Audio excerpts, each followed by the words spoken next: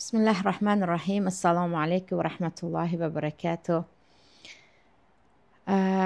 امروز میخوام یک صحبتی صمیمی علل خصوص با مادران داشته باشم، برای آنکه در آخر وقتها خیلی زیاد از خواهران علل خصوص مادران جوان به بنده سوال می آید که در تربیه فرزند یک چند نصیحت کرده باشم یا درباره تربیه فرزند صحبت بکنید. پیش از همه عزیزان، یک زمانی عجیب است، یعنی در یک دور و زمان زندگی داریم که از همه جهت تقریبا تأمین شده هستیم و باز به همه چیز هستیم. اطرافمون خیلی انسان ها زیاد هستند، پیشتر همه دور باشن، الان از طریق تلفن همه به ما نزدیک هستند، ولی باز بیکس و تنها هستیم. یک زمان آشفتگی که اکثریت بیماری های روانی و آشفتگی و دیگر بیماری ها دارند که اکثریتش از عصب است و مادران هم مثل مادران پیشتره نیستند. خواهرانی که شاید یک دو فرزند دارند و الکی داروی عصب میخورند، خواهرانی که 4-5 فرزند دارند و هزار یک بیماری دارند و خیلی گفتم خیلی هاشان سوال میکنند که درباره تربیت فرزند یک چند راهنمایی کرده باشم و اینجا میخواهم 5 نکته مهمی رو که البته از تجربه شخصیم و این نظری شخصی من است که در تربیت فرزند به مادر کمک میکند در این صحبت کوتاه گفته گذارم.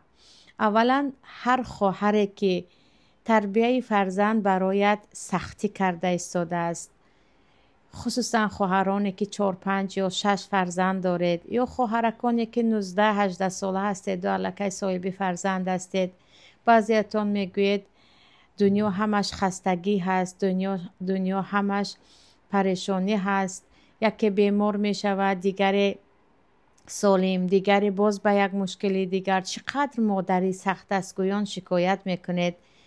بدانید که زنهایی هستند که در آرزوی فرزند شبها را با گریه و با دعا سپری میکنند، روزها را باشد از پس این طبیب و آن طبیب، از پس نصیحتی این مشاور و آن مشاور با صرف کردن پولهای زیاد سپری میکنند. یعنی نعمت مادر بودن را، نعمت فرزند را باید بپرسیم از آنهایی که از این نعمت بزرگ محروم هستند. یعنی هر مادری که هر بار شیطان وسوسه میکند یا خود نفست به تو میگوید که چقدر خسته میشوی از دست این فرزندان، عاقبتش میمانند و میروند، تو چی کردی که اینها برای تو کنند، یعنی تو چی کردی به پدر و مادر که اینها کنند، بدانید که این وسوسه شیطان است. مادر بودن نعمت پروردگار است که نه به همه نصیب میشود. خوش به حال مادرانی که این نعمت پروردگار را با شکرگزاری و با قدردانی قبول میکنند. پروردگار میگوید و اذ تعذن ربکم لئن شکرتم لازیدنکم. پروردگار شما اعلان میکند که اگر شما شکرگزار باشید الله زیاده میکند. برای نعمت مادر بودن شکرگزار باشید. والله احساساتی که مادران در وقتی کودک را اولین بار به دست گرفتن، در وقتی اولین بار شیر دادن، در وقتی قدم های اولین کودک خود را دیدن، یکم روزی مکتب را دیدن، ختم دانشگاه را دیدن میبینن، این احساسات را اصلا خریده نمی شود. این احساساتی هست که تمام دنیا را هم یک مادر با آن هرگز عوض نمی کند. پس برای مادر بودن خود شکرگزار باشد و اصلا این نعمت پروردگار رو ای کاش دیرتر فرزنددار می شدم، ای کاش مثل فلانی می بودم نگوید، چون این نعمت هست که خداوند برای شما داده است. و آنجا و یجعل من یشاء و اقیم، انسان های هست که با حکمت پروردگار از این نعمت، چه خیلی گفتم، از این احساسات مادرانه محروم هستند. یعنی خوش به حالتان و مبارک باشد این مادری که الله به من و شما نصیب کرد. دوم چیزی که برای هر یک مادر مهم است این ایمان است، این رابطه به پروردگار است. چه خیلی گفتم مادری چیزی آسان نیست. مادری راهی هست که از روزی که مادر شدی تا روز مرگت دیگر تو باید در این راحت بمانی. مسئولیتت با تو است. مسئولیت مادری اصلا حتی با فرزندان بزرگ شدن هم تمام نمی شود. مادر همیشه با مادریش میماند، ولی مادری هم که یکی با دوری از فرزند، یکی مرگ فرزند، یکی بیماری فرزند، یکی ناسپاسی فرزند که فرزند به قدرت نمی رسد، این همه مهنت های سالها کرده رو شاید به خاطر زن گرفتنش یا شوهر کردنش یا یکی بد اخلاق شدنش زیر پا میکند. مادری خیلی و خیلی گرفتاری ها هم با خود دارد. البته با آن همه احساساتی خیلی زیبایی که هم دارد، گرفتاری هایش هم کم نیست. یعنی هر یک مادر باید به این چیز از اول آماده باشد که مادر بودن از هر طرف اصلا و اصلا چیزی آسان است. مسئولیت خیلی بزرگ است. مادر یک شخصیت بزرگ میکند که یا او در دنیا یا در جامعه برای مردم فایده رسان می شود، یا هم برای خود و هم برای جامعه بلا می شود. پس این مسئولیت را تنها با قوه پروردگار عزیز و قوی تو میتوانی سپری کنی یا تو میتوانی از عهده‌اش برایی.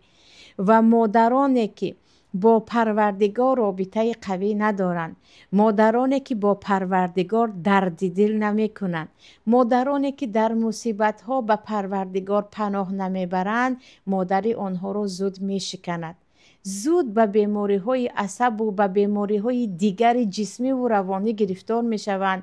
چون مادری که به آخرت و به جنت و به دیدار همدیگر در آن دنیا آنقدر یقین ندارد، وقتی فرزندش را از دست می دهد دیگر برای او دنیا و آخرت حتی تاریک می شود.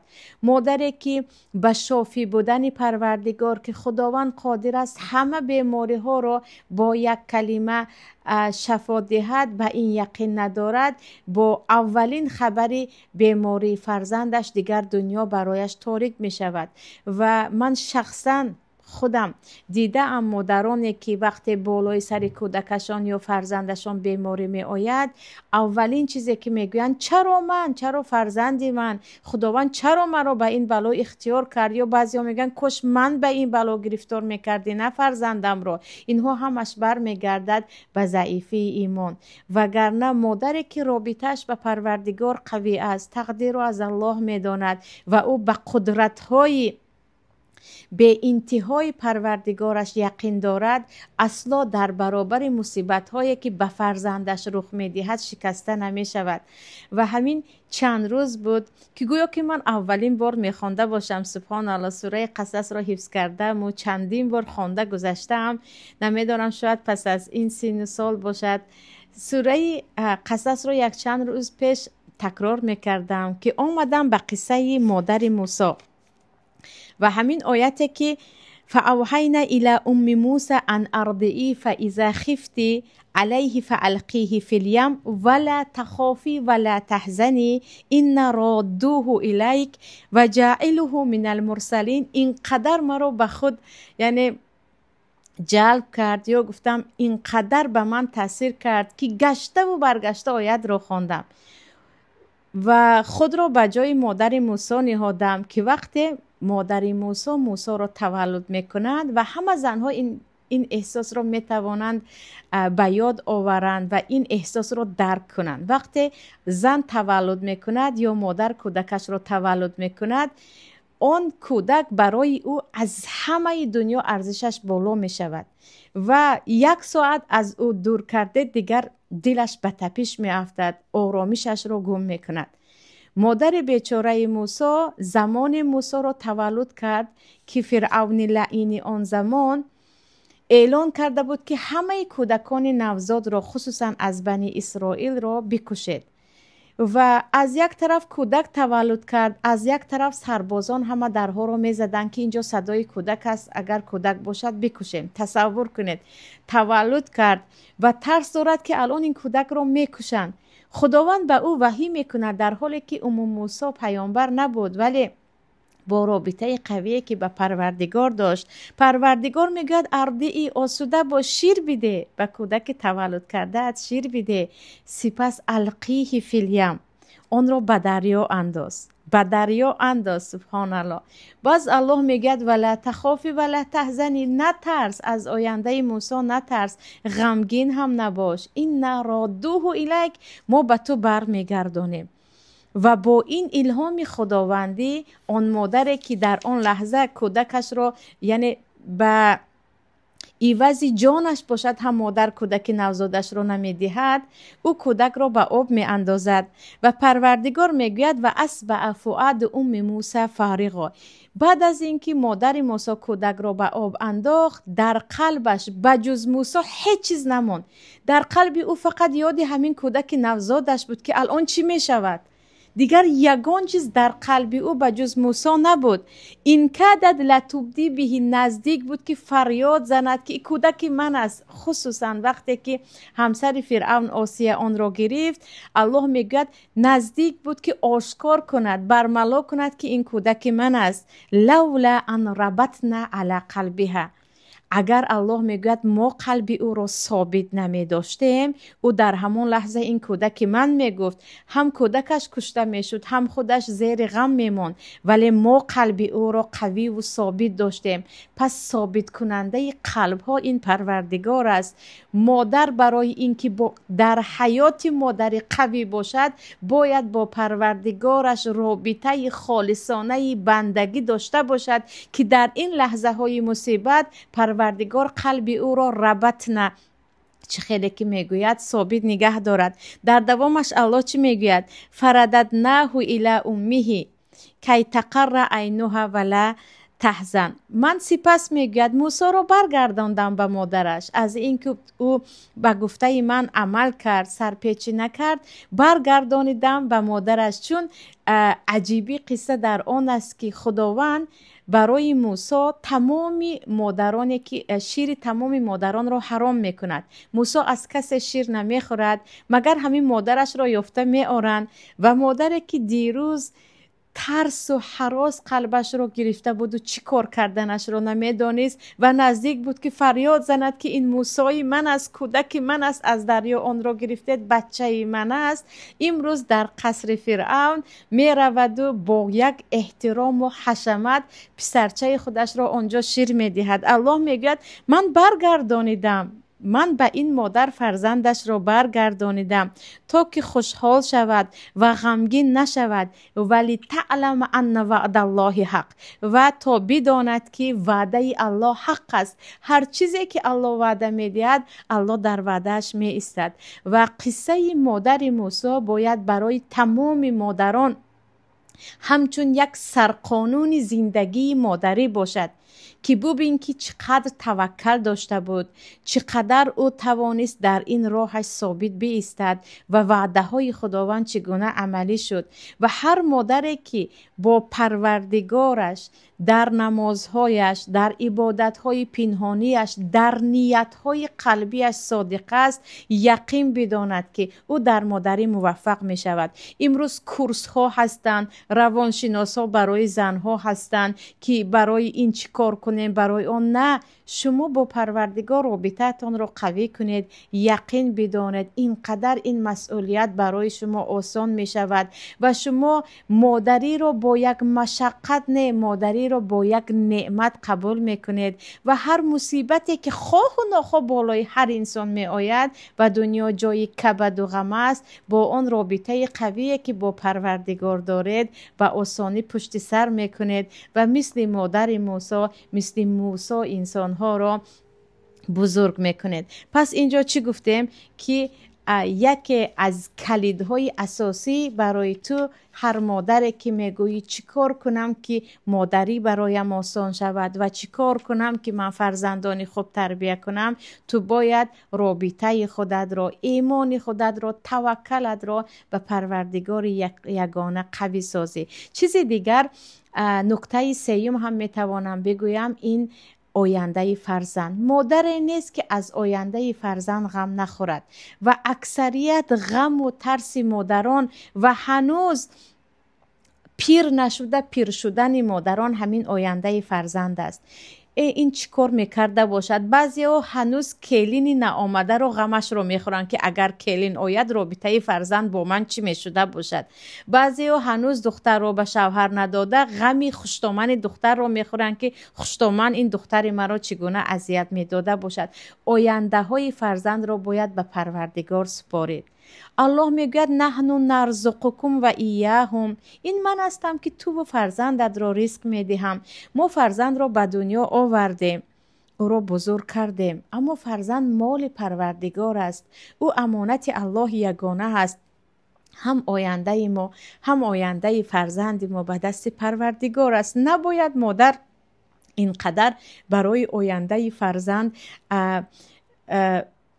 وهم سازد یا گفتیم یک حیات بسازد که هنوز ناآمده است. آره، برای آینده فرزند که یک فرزند صالح شود، فرزند باشد که در این دنیا هدفمند باشد، فرزند باشد که با خواب و با خوردن و با تماشای این و آن و سپس رفته با کارهای خیلی پسته که نه قدری انسانیت نه قدری مسلمان بودن او را آن کار محافظت میکند به آن مشغول شود. نه، برای فرزند خود نقشه داشته باشیم، اما همیشه ترس از آینده فرزند و چه خیلی گفتم ساختن بعضی از فیلم و حکایه ها در ذهن که این فرزند یکی این گونه می شود، این هم برمیگردد به پیش از وقت خود را پیر کردن و غمگین کردن. آینده ها را به پروردگار باید سپارید. قصه عمر ابن عبدالعزیز است که پیش از وفاتشان همه چیز را صدقه کرده بودند و در خانه چیزی نبود. وقتی میگویند آخر 6 پسرت چی میشود؟ میگویند من 6 پسر را به پروردگار میسپارم، اگر آنها صالح باشند و هو یتولی الصالحین، پروردگار به عهدهش انسان‌های صالح را میگیرد که در حقیقت از ثروتمندان زمان خود می شود آن 6 فرزند عمر ابن عبدالعزیز که اینقدر نباید به آینده فرزند سوخت. خیلی گفتم آمادگی داشته باشیم، اما تا اندازه اینه که همش به فکر فرو رویم و بعضی مادرها حتی به خود فرزند هم میگویند تو کلان شوی یکی این خیلی میکنی، تو کلان شوی حالا اینجوری میشوی یا این چنین میشوی، که هنوز کلان نشده یا بزرگ نشده از فرزند برای خود دشمن نسازیم. چیز دیگر، یکی از شکایت های اکثریت مادرانی که فرزندهای نورس دارند، 15 ساله 16 ساله، خصوصا مادرانی که در مهاجرت هستند، این است که میگویند احساس میکنم مرا احترام نمیکند. بعضی ها میگویند فرزندم مرا خیلی احترام میکند. دو چیز است عزیزان، یکی احترام، دیگر ترس. اگر فرزندت از تو ترسید این معنیش نیست که تو رو احترام میکند. احترام قدر تو رو میداند، در بودن و نبودن تو رو محافظت میکند.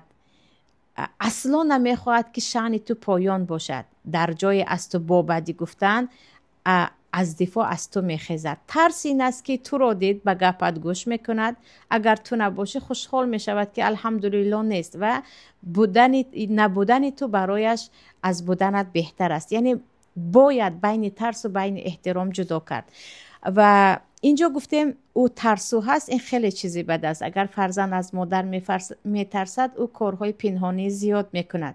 او درد و علمهایش رو به مادر گفته نمیتواند، او گناههایش رو گفته نمیتواند، او مشورت هم گرفته نمیتواند و بجای این میرود از یک دوستش، دوگانش یا یک کسی که بیرون از خانه است با او میپیوندد که این خیلی زیان دارد. اما اگر او مادر رو احترام میکند و مادر رو همانگونه که مادر در دنیا از او هم چیزی یا کسی نزدیکتر نیست قبول میکند، در این وقت بجز مادر از مادر یک انسانی مصلحت ده و مشورتگو هم برای خود قبول میکند. پس با بی احترامی فرزندان چیکار کنیم؟ یا که من چیکار کنم که در آینده اینها بی احترام نشوند؟ اینجا هر مادری که خودت رو احترام نمیکنی اصلا از کسی احترام انتظار نشو. مادری که در سر و لباس گفتیم، در گفتن، در اخلاق، در گشتار در خانه، عموما در حیات برای خود احترام نمیگذارد، از کسی نباید انتظار احترام باشد. و شاید این رو شما هم دیدید. من مثلا شخصا در حیاتم دیدم زنهایی که خود رو فراموش کردم به خاطر فرزند. من فرزنددار شدم میگویند و حتی به سر و وضع خود رسیده نمیتوانند، نه به موی خود شانه زده میتوانند، نه لباس های چرکین رو کشیده میتوانند، به خانه نگاه کرده نمیتوانند.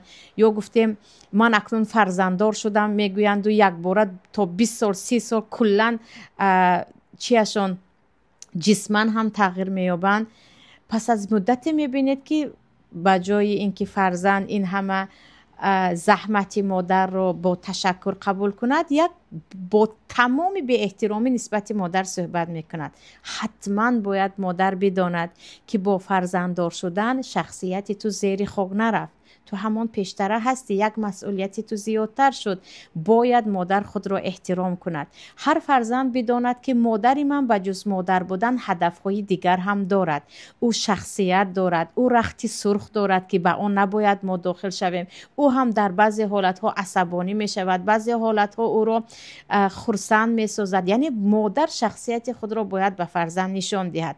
مادری که با کمترین مشکلی به گریه و داد و فغان می افتد، مادری که چه خیلی گفتم در خانه طوره میگردد که هر کسی دید میگوید کاش این یک بار رفته شستشو میکرد و به سر وضع خودش میرسید، از این مادر کسی، یا گفتیم این گونه مادر نباید احترام کسی را انتظار شود. یعنی چقدر که خود را احترام کردی دیگران هم همین گونه تو را احترام میکنند. یعنی باید شخصیت داشته باشد و شخصیت را با بیسوادی ما نمیتوانیم پیدا کنیم. در این باره شاید مثلا یا از این هم زیاد ساعت ها صحبت کنیم، ولی همین چیز را باید بدانیم که تو مادر هستی، آره مسئولیتت خیلی بزرگ است. لطفا خودت را هم فراموش نکن، به خودت هم برس تا که فرزندت تو را احترام کنند. خود را وقتی احترام نکردی فرزند هم تو را اصلا احترام نمی کند.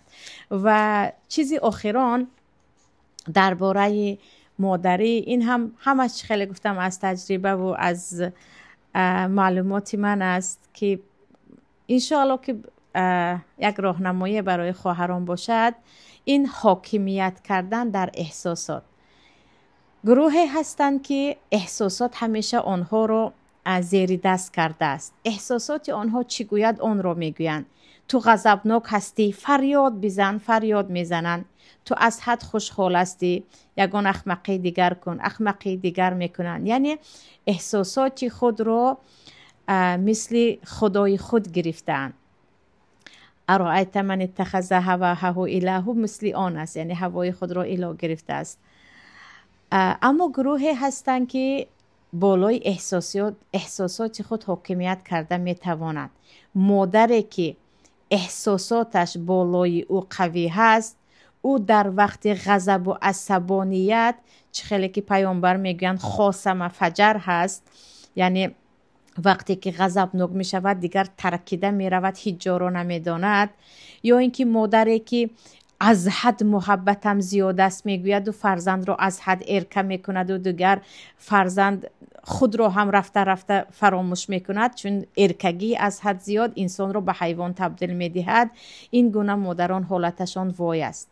یعنی مادامی که تو نه در این حالت من نباید یعنی از حد گذرم، الان باید کمی خود را به دست گیرم، باید آرام شوم، این حالتی آرام شوی، نه از حد، نه این گونه نباید ارکه کنم، راست بیمار است یا گفتیم فرزند چیز دیگر است، اما تا این اندازه نباید او را بالای سرم کنم. گویان عقلا بالای احساسات خود مدیریت کرده نمیتواند، هم خود را خراب میکند هم فرزندان را.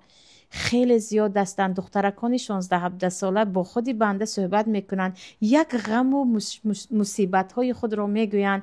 وقتی میگویم عزیزم این رو با مادرت صحبت کن، میگوید نمیشود، اگر به مادرم گفتم یک باره بیمار میشود، مادرم تحمل این رو ندارن. جوان پسران هم هستند که میگویند مصیبت ما در این است که کمترین چیز مادری ما رو از حد عصبانی میکند و یک باره به عق کردن و به دعای بد شروع میکند. این چی است؟ این معنیش این است که تو زیر احساسات خود افتیده بیچاره. مادر برای اینکه فرزند خود بزرگ کنی و سلامتی خودت را حفظ کنی باید بالای احساسات خود مدیریت داشته باشد.